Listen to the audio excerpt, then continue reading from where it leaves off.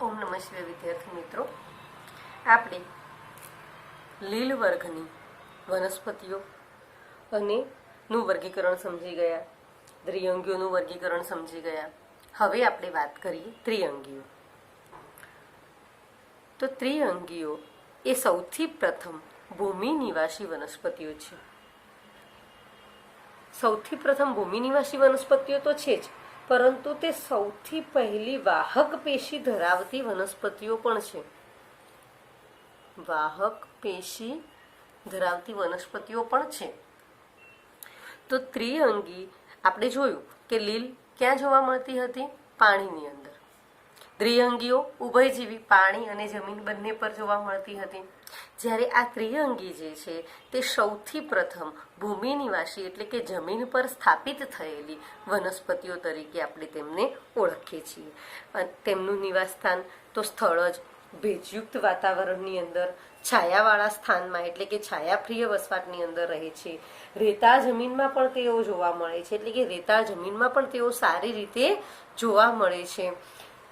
સાથે સાથે એટલે આમ છતાંય ઠંડી અને ભેજયુક્ત છાયાવાળી જગ્યાઓએ પણ તે જોવા મળે છે. અહીંયા ઉમેરી દેજો, ઠંડી અને ભેજવાળી છાયાપ્રિય વનસ્પતિ તરીકે પણ આપણે તેમને ઓળખીએ છીએ.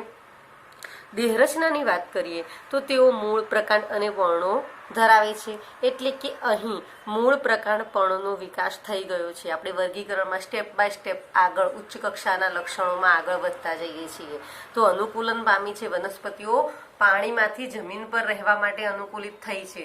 મૂળની અંદર લીલની અંદર મૂળ જોવા મળતા નહોતા. જ્યારે દ્વિઅંગીઓની વાત આપણે કરીએ છીએ તો દ્વિઅંગીઓ મૂળ જેવા પ્રકાંડ જેવા પર્ણો જેવા ભાગ ધરાવતા હતા અને એના કારણે તે સ્થાપિત થઈ શકતા હતા. જ્યારે અહીં આગળ યા તો મૂળ પ્રકાંડ અને પર્ણો ધરાવતો વનસ્પતિ દેહ જોવા મળે છે અને માટે આપણે તેને શું કહીશું? વનસ્પતિ દેહ. આગળ સુધી શું વાત કરતા હતા? શુકાય. બરાબર. તે સુવિકસિત વાહક પેશી ધરાવતો સમૂહ છે. વાહક પેશીઓ એટલે જલવાહક અને અન્નવાહક. મેં આગળ કહી દીધું તમને કે સૌથી પ્રથમ વાહક પેશી ધરાવતો વર્ગ તો વિભાગ તો તે ત્રિઅંગીઓ આવશે. હવે ત્રિઅંગીઓમાં પર્ણો બે પ્રકારના જોવા મળે છે. નાના સૂક્ષ્મપર્ણી સૂક્ષ્મપર્ણો જે સેલાજીનેલામાં જોવા મળશે, જ્યારે મહાપર્ણો જે છે તે હંસરાજની અંદર જોવા મળે છે. જીવનચક્રની વાત કરીએ તો ત્રિઅંગીઓમાં મુખ્ય વનસ્પતિ દેહ બીજાણુજનક, જ્યારે તો અહીં જન્યુજનક અવસ્થા ગૌણ જોવા મળશે, એટલે કે મુખ્ય અવસ્થા થશે બીજાણુજનક. અને જન્યુજનક અવસ્થાની વાત કરીએ તો જન્યુજનક અવસ્થા તો એ ગૌણ અવસ્થા છે. અત્યાર સુધી આપણે જે પણ વર્ગોનો અભ્યાસ કર્યો તેની અંદર કઈ જન્યુજનક મુખ્ય અને બીજાણુજનક ગૌણ હતી, કારણ કે તે બધી જ વનસ્પતિઓનો જે વનસ્પતિ દેહ હતો તે એકકીય હતો. અહીંયા વનસ્પતિ દેહ કેવો જોવા મળશે? દ્વિકીય, 2n ધરાવતો. કેવો જોવા મળશે? દ્વિકીય. જ્યારે આગળ આપણે લીલ જોઈ, ફૂગ જોઈ, દ્વિઅંગીઓ જોઈ તો એ બધાની અંદર વનસ્પતિ દેહ એકકીય જોવા મળતો હતો. તો ત્રિઅંગી વનસ્પતિઓમાં મુખ્ય વનસ્પતિ દેહ બીજાણુજનક, જ્યારે જન્યુજનક ગૌણ અવસ્થા જોવા મળે છે. આ બીજાણુજનકની અંદર તે મૂળ, પ્રકાંડ અને પર્ણોમાં વિભેદિત થાય છે. આ અંગો સારી રીતે વિભેદિત પામેલી વાહક પેશીઓ પણ ધરાવે છે. બીજાણુજનક એ બીજાણુ ધાની ધારણ કરે છે, જે પણ જેવા ઉપાંગોમાં કક્ષાંતરિત થાય છે, જેને આપણે બીજાણુ પર્ણ કહીએ છીએ. એટલે કે બીજાણુઓ ઉત્પન્ન કરે છે, જે અવસ્થા બીજાણુઓ ઉત્પન્ન કરે છે તેને આપણે બીજાણુ પર્ણ તરીકે ઓળખીએ છીએ. બીજાણુ ધાની ધારણ કરે તેને આપણે બીજાણુ પર્ણ કહીશું, જેની ઉપર બીજાણુઓ નર એટલે કે માદા અને નર જે બીજાણુઓ ઉત્પન્ન થાય તેને આપણે બીજાણુ પર્ણ કહીશું. કેટલાક કિસ્સાઓમાં બીજાણુ પર્ણો વિશિષ્ટ સંગઠિત એટલે ખાસ કરીને સેલાજીનેલા અને ઇક્વિસેટમની અંદર જે આ બીજાણુ પર્ણો છે, આવું પર્ણ જે છે તે સંગઠિત થઈ અને આવો એક શંકુ જેવી રચના બનાવે, જેને આપણે પ્રશંકુ તરીકે ઓળખીએ છીએ. અને આ પ્રશંકુની અંદર અર્ધીકરણ દ્વારા બીજાણુઓ ઉત્પન્ન કરે. હવે આ બીજાણુઓ કેવા હશે? તો નર અને માદા બંનેનું પ્રતિનિધિત્વ કરતા બીજાણુઓ જોવા મળશે. બીજાણુધાની એ બીજાણુ માતૃકોષમાં અર્ધીકરણ દ્વારા બીજાણુ ઉત્પન્ન કરે છે. આ બીજાણુ અંકુરિત થઈ નરી આંખે જોઈ શકાય તેવા નાના પરંતુ બહુકોષીય મુક્તજીવી, મુખ્યત્વે પ્રકાશ સંશ્લેષિત શુકાયક એવા જન્યુજનકમાં પરિણમે છે, જેને આપણે પ્રશુકાયક તરીકે ઓળખીએ છીએ. હવે આ ત્રિઅંગીઓની અંદર ફલન કેવી રીતે થાય છે? તો ફલનની વાત કરીએ તો આ વનસ્પતિઓમાં ફલન માટે પાણીની આવશ્યકતાને કારણે આ વનસ્પતિઓ ખૂબ ઓછી મર્યાદિત ભૌગોલિક વિસ્તારોની અંદર જોવા મળે છે, સીમિત વિસ્તારોમાં જોવા મળે છે. જન્યુજનક અવસ્થા એ નર અને માદાલિંગી અંગો ધારણ કરે છે, જે અનુક્રમે પુજન્યુધાની અને સ્ત્રીજન્યુધાની તરીકે આપણે ઓળખીએ છીએ. પુજન્યુધાની અને સ્ત્રીજન્યુધાની એટલે જે બીજાણુઓ ઉત્પન્ન કરતી ધાનીઓ છે તેને આપણે પુજન્યુધાની અને સ્ત્રીજન્યુધાની તરીકે ઓળખીએ છીએ. જન્યુધાની અને સ્ત્રીજન્યુધાની જે છે તેની અંદર ઉત્પન્ન થતા જે જન્યુઓ હોય છે તે જન્યુઓ સ્થાનફેર પામે, એટલે કે એકબીજાની નજીક આવે અને સ્ત્રીજન્યુધાનીમાં આવેલા માદા જન્યુ સાથે નરજન્યુઓ જોડાય, તેને પરિણામે ફલિતાંડનું નિર્માણ થાય છે. ફલિતાંડનું ત્યાર પછી બહુકોષીય સારી રીતે વિભેદિત બીજાણુજનક અવસ્થા ઉત્પન્ન કરે છે, જે ત્રિઅંગીની પ્રભાવી અથવા તો મુખ્ય, પ્રભાવી એટલે મુખ્ય અવસ્થા છે તેવી મુખ્ય અવસ્થાનું નિર્માણ કરશે. ત્રિઅંગીઓમાં મહદ અંશે બધા જ બીજાણુઓ એક સરખા પ્રકારના જોવા મળે છે, એટલે કે નર અને માદા બંને પ્રકારના બીજાણુઓ એક જ સરખા જોવા મળે છે. આવી વનસ્પતિઓને આપણે શું કહીએ છીએ? સમબીજાણુ. મેં પહેલા સમજાવી દીધું છે કે નર અને માદા જન્યુઓમાં એક જ સરખા દેખાય તો તેને સમબીજાણુ તરીકે ઓળખીએ છીએ. સમજન્યુ હતા, અહીંયા સમબીજાણુઓ. જ્યારે દાખલા તરીકે હંસરાજની અંદર સમબીજાણુ જોવા મળે, જ્યારે સેલાજિનાલા અને સાલ્વિનિયા જે છે તેની અંદર વિષમ બીજાણુ, એટલે નર અને માદા બંને દેખાવમાં એક સરખા દેખાતા નથી. બંનેનો દેખાવ બાહ્યાકાર રીતે, એટલે કે મોટા અને નાના એમ બીજાણુ ઉત્પન્ન થાય છે, તેને વિષમ બીજાણુ તરીકે આપણે ઓળખીએ છીએ. મહાબીજાણુઓ અને લઘુ બીજાણુઓ અંકુરિત થઈ અનુક્રમે માદા અને નર જન્યુજનકમાં વિકાસ પામે છે. તો મહાબીજાણુઓ જે છે તે માદા, જ્યારે લઘુ બીજાણુઓ જે છે તે નર જન્યુજનક અવસ્થામાં વિકાસ પામે છે. આ વનસ્પતિઓમાં માદા જન્યુજનક ઓછા કે વધુ સમય માટે પિતૃ બીજાણુજનક પર જળવાયેલા રહે છે. આ વનસ્પતિઓમાં માદા જન્યુજનકની અંદર જ ફલિતાંડનો વિકાસ તરુણ ભ્રૂણમાં થાય છે. આ ઘટના બીજ તરીકેનું પૂર્વ ચિહ્ન છે, જે ઉદ્વિકાસમાં મહત્વનો તબક્કો માનવામાં આવે છે. તો વિદ્યાર્થી મિત્રો, ફરીથી હું તમને ત્રિઅંગીઓ વિશેનો ખ્યાલ આપું કે ત્રિઅંગી વનસ્પતિઓ જે છે તે સૌથી પ્રથમ ભૂમિ નિવાસી વનસ્પતિઓ છે. સૌથી પહેલા ભૂમિ નિવાસી વનસ્પતિઓ છે, જમીન પર સ્થળાંતરિત થયેલી વનસ્પતિઓ છે. અને આ જે વનસ્પતિઓ છે તેઓની અંદર સૌથી પહેલા વાહક પેશીઓ ધરાવતી વનસ્પતિઓ તરીકે પણ આપણે તેમને ઓળખીએ છીએ. આ જે વનસ્પતિઓ છે તે વનસ્પતિઓ હંમેશા ભેજયુક્ત અને છાયાપ્રિય જોવા મળે છે. છાયાપ્રિય વસવાટની અંદર થતી જોવા મળે છે. તેમાંની કેટલીક રેતાળ જમીન પર પણ સારી રીતે ફૂલે ફાલે છે. મૂળ પ્રકાંડ અને પર્ણોમાં વિભેદિત છે. સુવિકસિત વાહક પેશીઓ ધરાવે છે. પર્ણોમાં સૂક્ષ્મ પર્ણો, જે સેલાજિનાલાની અંદર સૂક્ષ્મ પર્ણો એટલે કે નાના પર્ણો જોવા મળે છે, જ્યારે હંસરાજની અંદર મોટા પર્ણો જોવા મળે છે.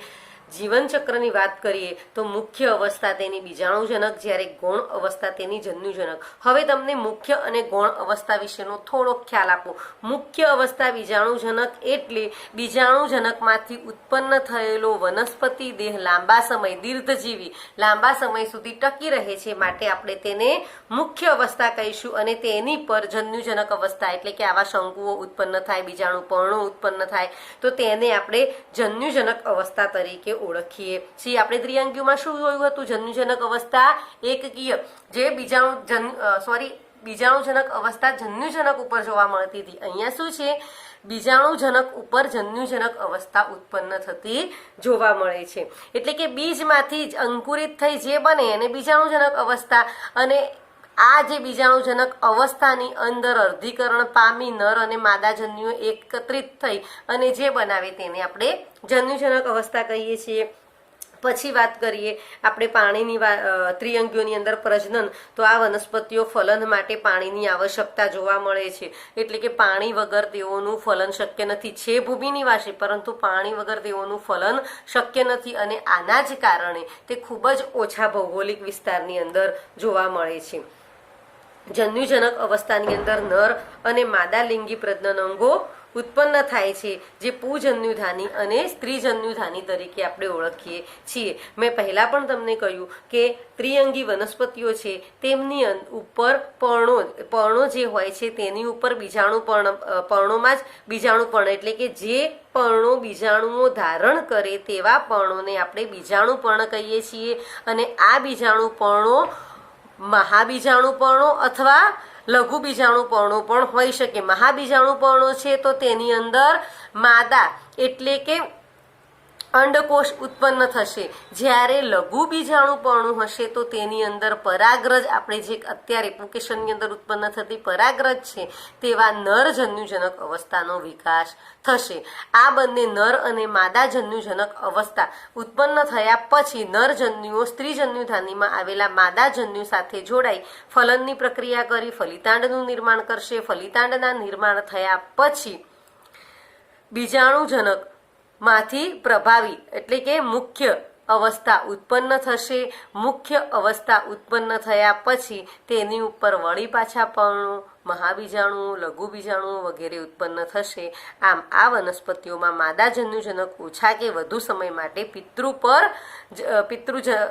પિતૃ બીજાણુજનક પર જળવાયેલો રહે છે। આ વનસ્પતિઓમાં માદા જન્યુજનકની અંદર જ ફલિતાંડનો વિકાસ થાય છે, જે તરુણ ભ્રૂણ એટલે કે ઉદ્વિકાસનો એક ક્રમ માનવામાં આવે છે। આપણે હાલની વનસ્પતિઓની અંદર શું જોઈએ છીએ? બીજ જોઈએ છીએ, બીજની અંદર ભ્રૂણ અને ભ્રૂણપોષ જોઈએ છીએ, એટલે કે રક્ષાયેલો જે ભ્રૂણ જોવા મળે છે તે ભ્રૂણનું નિર્માણ ત્રિઅંગીઓથી જ શરૂ થઈ જાય છે। માટે આ ઉદ્વિકાસનો એક નવો ક્રમ છે। આપણે ત્રિઅંગીઓને ઉદ્વિકાસીય ક્રમમાં સારી રીતે એટલા માટે મૂકી શકીએ છીએ, ભલે તે ઓછા ભૌગોલિક વિસ્તારની અંદર જોવા મળે છે, પણ એક તો એ સૌથી પ્રથમ ભૂમિનિવાસી એટલે એક અનુક્રમણ, એની અંદર એક રૂપાંતર જોવા મળ્યું। બીજું વાહક પેશીઓ ધરાવે છે, એટલે કે અન્વાહક અને જલવાહક ધરાવે છે, તો સૌથી પહેલી વાહક પેશીઓ ધરાવતી વનસ્પતિઓ છે। સાથે સાથે ત્રીજું લક્ષણ, સૌથી પહેલી મૂળ, પ્રકાંડ અને પર્ણોમાં વિભેદિત વનસ્પતિઓ છે। અને બીજી વાત કરીએ તો આ જે વનસ્પતિઓ છે તે સૌથી પહેલા ભ્રૂણનું નિર્માણ કરતી વનસ્પતિઓ છે। આમ અનુક્રમણ અથવા તો ઉદ્વિકાસના ક્રમની અંદર ત્રિઅંગીઓ ખૂબ જ મહત્વનું સ્થાન ધરાવે છે। ત્રિઅંગી વનસ્પતિઓ જે છે તેઓ ઉદ્વિકાસના ક્રમમાં મહત્વનો ફાળો દર્શાવે છે। ત્રિઅંગી વનસ્પતિઓને બીજા 4 વર્ગોની અંદર વિભાજિત કરવામાં આવે છે। એક છે સાયક્લોસ્પિડા, લાઇકોસ્પિડા, સ્ફિનોસ્પિડા અને પ્ટેરોસ્પિડા। હવે સાયક્લોસ્પિડા જે છે તેની અંદર તેનું ઉદાહરણ થશે સાયલોટમ, લાઇકોસ્પિડાનું ઉદાહરણ થશે સેલાઝિનેલા અને લાઇકોપોડિયમ, સ્પિનોસ્પિડાનું ઉદાહરણ થશે ઇક્વિસિટમ અને પ્ટેરોસ્પિડાના ઉદાહરણમાં ડાયપ્ટેરિસ, પ્ટેરિડ્સ અને એડિએન્ટમ એમ 3 ઉદાહરણો જોવા મળે છે। હવે વિદ્યાર્થી મિત્રો વાત કરીએ અનાવૃત બીજધારી વનસ્પતિ, તો અનાવૃત બીજધારી વનસ્પતિઓની મુખ્ય લાક્ષણિકતા કઈ છે? તો તેની મુખ્ય લાક્ષણિકતા છે નગ્ન બીજ ધરાવતી વનસ્પતિ। અનાવૃત એટલે આવૃત ના હોય તેવા બીજ ધરાવે, માટે આપણે તેને અનાવૃત બીજધારી વનસ્પતિ કહીએ છીએ। આ વનસ્પતિઓ અંડક બીજાશયની દિવાલ વડે આવરિત હોતા નથી અને ફલન પછી વિકાસ પામતા બીજ ફલાવરણથી ઢંકાયેલા જોવા મળતા નથી। અનાવૃત બીજધારી વનસ્પતિઓની મહત્વની લાક્ષણિકતાઓની અંદર આપણે વાત કરીએ તો તેમનું જે સ્વરૂપ છે તે સ્વરૂપ મધ્યમ કદની વનસ્પતિઓ કે ઊંચા વૃક્ષો અને ક્ષુપ સ્વરૂપી વિરાટ રેડ વૃક્ષ, સિકોયા સિમ્પરવેર, જેને આપણે ઊંચામાં ઊંચી અનાવૃત બીજધારી વનસ્પતિ તરીકે ઓળખીએ છીએ, રેડ વૃક્ષ જેવી જાતિઓ આપણને જોવા મળે છે. હવે અનાવૃત બીજધારી જે વનસ્પતિઓ છે તેમના મૂળની વાત કરીએ તો સામાન્ય રીતે બધી જ વનસ્પતિઓ સોટી મૂળતંત્ર ધરાવે છે અને આ સોટી મૂળતંત્રની અંદર કેટલીક પ્રજાતિઓ એટલે કે પાઇનસ જે છે તે ફૂગ સાથે સહવાસ એટલે કે ફૂગ સાથેના સહવાસને આપણે શું કહીએ છીએ? કવકમૂળ. કોઈ પણ મૂળતંત્ર પર મૂળતંત્ર ફૂગ સાથેનું સહવાસી જીવન જીવે તો આપણે તેને કવકમૂળ કહીએ છીએ. આપણે ફૂગના વર્ગીકરણમાં તે ભણી ગયા છીએ.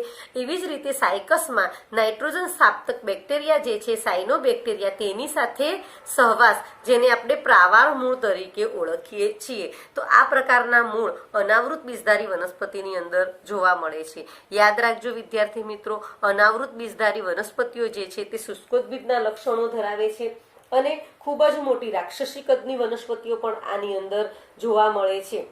બધી જ અનાવૃત બીજધારી વનસ્પતિઓ જે છે તેની અંદર બીજાણુજનક અવસ્થા જે છે તે મુખ્ય જોવા મળશે, જ્યારે જન્યુજનક અવસ્થા જે છે તે ગૌણ જોવા મળશે. ગૌણ જોવા મળશે. તેનું પ્રકાંડ જે છે તે અશાખિત કે શાખિત, કેટલીક વનસ્પતિઓની અંદર અશાખિત જોવા મળે જ્યારે કેટલીક વનસ્પતિઓની અંદર શાખિત પ્રકાંડ જોવા મળે છે. અહીં આગળ ઠંડા પ્રદેશની અંદર થતી વનસ્પતિઓ પણ જોવા મળે છે.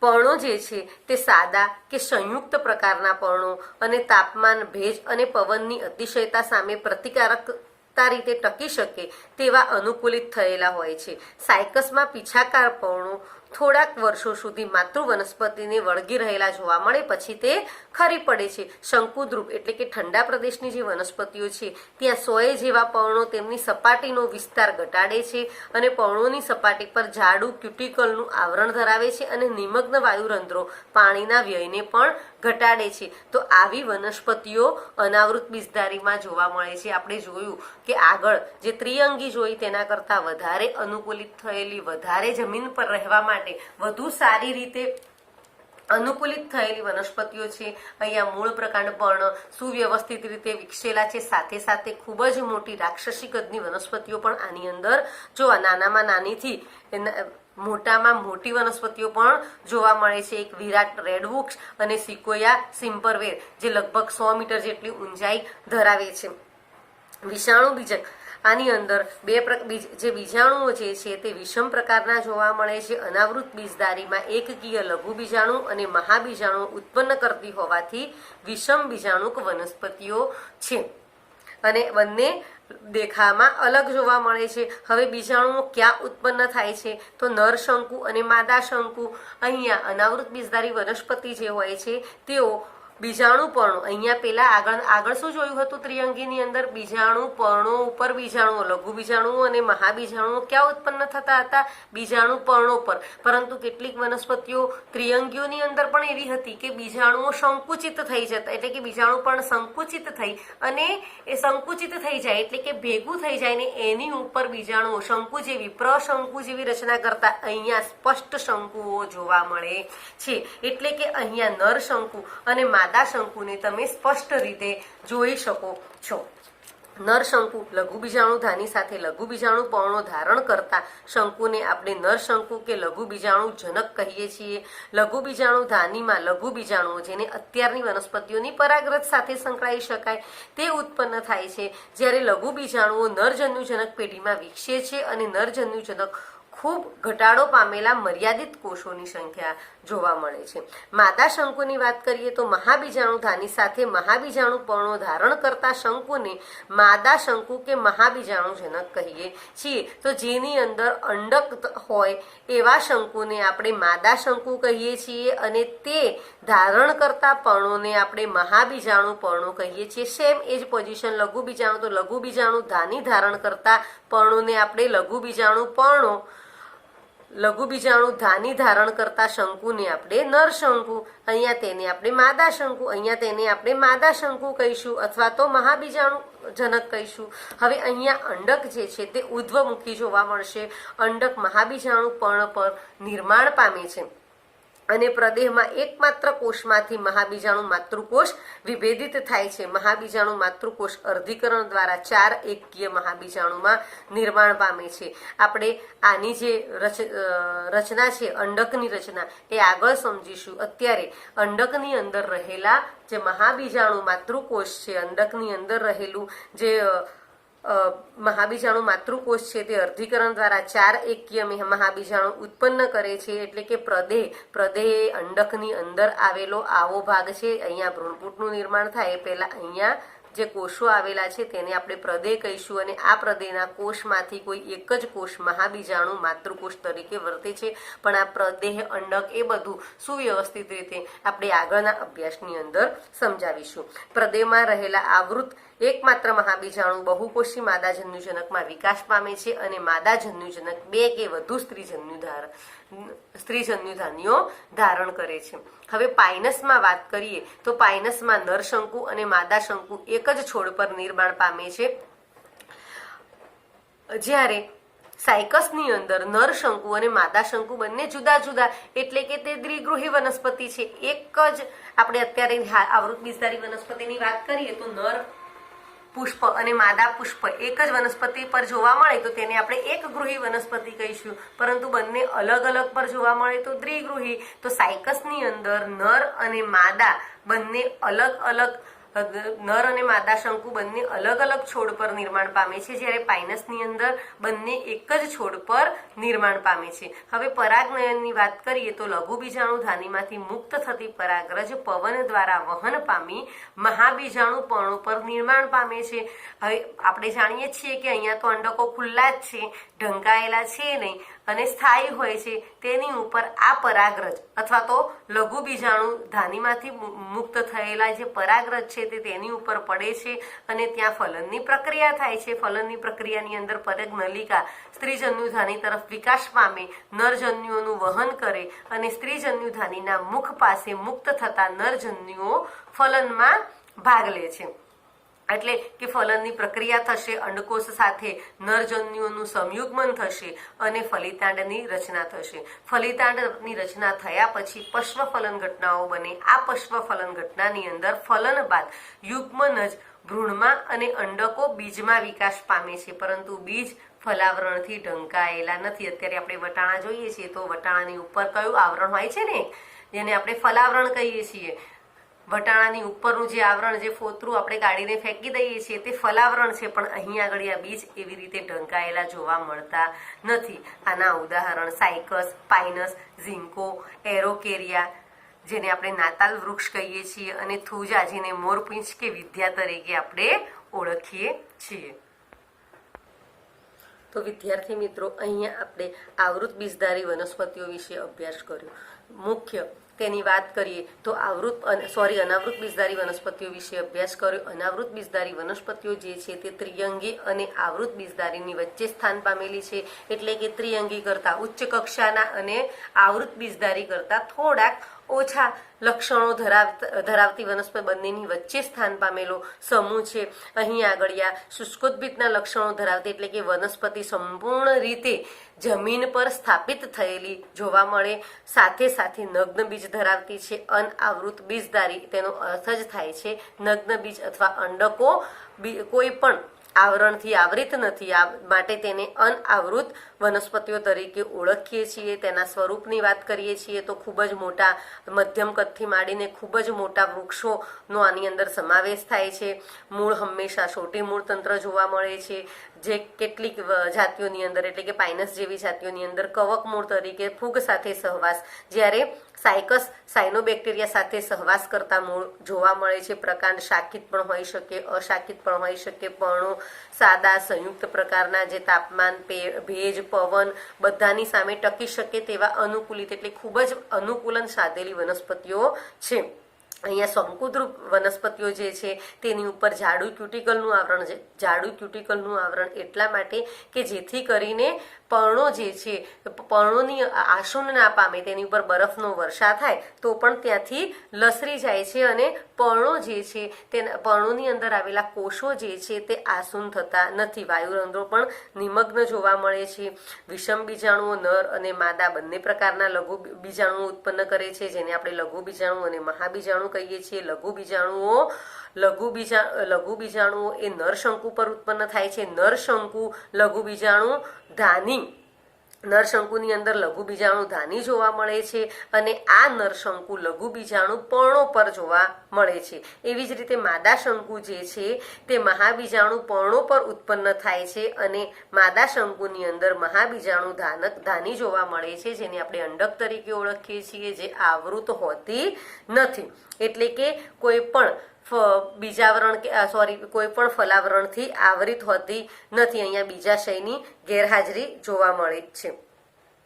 પછી આપણે વાત કરીએ કે આ જે વનસ્પતિઓ છે તેની અંદર ફલન જે છે તે ફલન માટે પાણીની આવશ્યકતા હોતી નથી. પવન દ્વારા ફલન થઈ શકે છે. તો ફલન પામવા માટે વનસ્પતિ પર લઘુ બીજાણુ ધાનીમાંથી મુક્ત થતી પરાગરજ પવન દ્વારા વહન પામી અને મહાબીજાણુ પર્ણો પર જે ખુલ્લા અંડકો છે તેની પર સ્થાયી થાય, ત્યાં પરાગનલિકા ઉત્પન્ન થશે અને તેમાંથી નરજન્યુઓ પરાગનલિકામાંથી નરજન્યુઓ મુક્ત થઈ સ્ત્રીજન્યુ ધાનીમાં પ્રવેશ પામશે, સંયુગ્મન થશે અને ફલનની પ્રક્રિયા પૂર્ણ થશે. ફલનની પ્રક્રિયા પછી પશ્વફલન ઘટનાઓ પણ જોવા મળે છે. ફલન બાદ જે યુગ્મન છે તે ભ્રૂણમાં રૂપાંતરિત થાય છે અને અંડકો બીજમાં, એટલે કે અહીંયા બીજનું નિર્માણ થાય છે. ભ્રૂણનું નિર્માણ ત્રિઅંગીઓમાં, અહીંયા આગળ આ બીજનું નિર્માણ થયેલું જોવા મળે છે. અહીંયા ખાસ યાદ રાખવા જેવી એક વાત છે જે હું તમને જણાવું કે અનાવૃત બીજધારીની અંદર જે ભ્રૂણપોષ છે, આપણે આવૃત બીજધારીની અંદર ભ્રૂણપોષ છે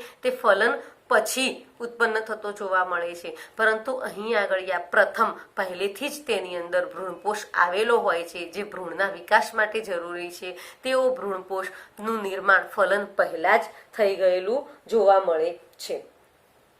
તો વિદ્યાર્થી મિત્રો, અહીં આપણે ત્રિઅંગી અને અનાવૃત બીજધારીનો અભ્યાસ પૂર્ણ કર્યો. આવૃત બીજધારી વિશે પછીના વિડીયોમાં. ઓમ નમઃ શિવાય.